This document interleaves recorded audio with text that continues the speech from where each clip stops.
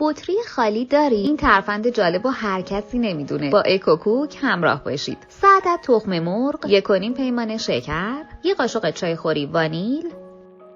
هم بزنید تا کرمی و کشدار بشه.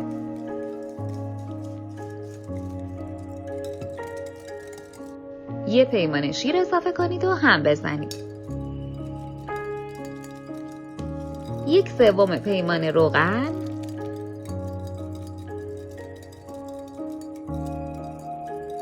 2 پیمانه آرد رو به همراه 2 قاشق چایخوری بیکینگ پودر مخلوط کنید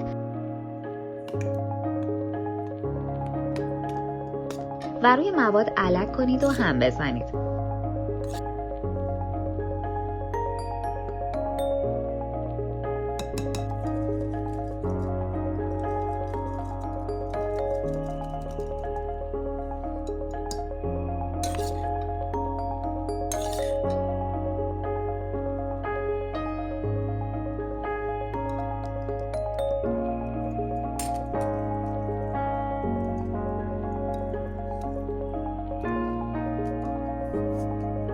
مواد رو به 2 قسمت مساوی تقسیم کنید.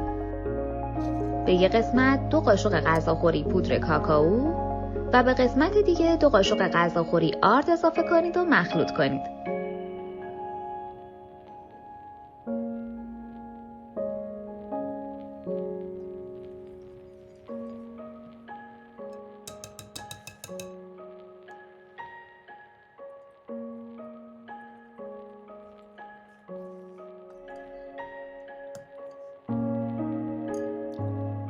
کف تابه مناسبی رو با کمی کره چرب کنید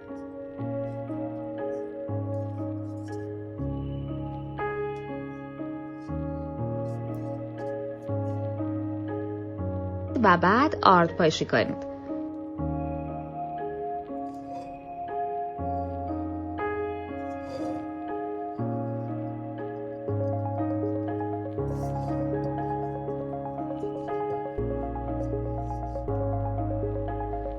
وسط تابه لیوان نشکن بذارید و یه بطری رو از وسط برش بزنید و روی لیوان ته بطری رو بذارید. مثل ویدو 1 ملعقه از مواد ساده، 1 ملعقه از مواد کاکائویی بریزید.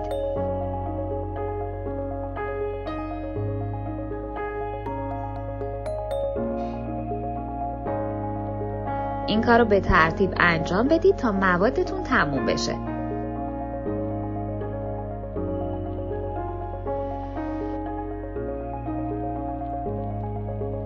بطری رو بردارید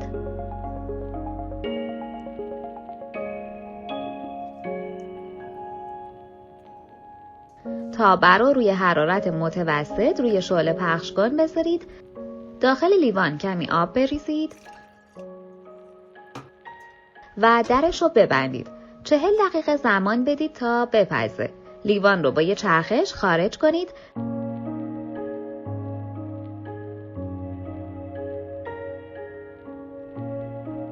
و تابه رو به این صورت تکون بدید تا کیک از دیواره ظرف جدا بشه.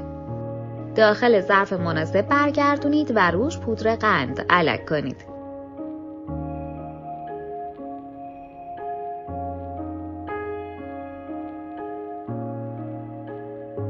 کیک پنبه‌ای ما به همین راحتی اما با یه تزیین فوق‌العاده آماده شد.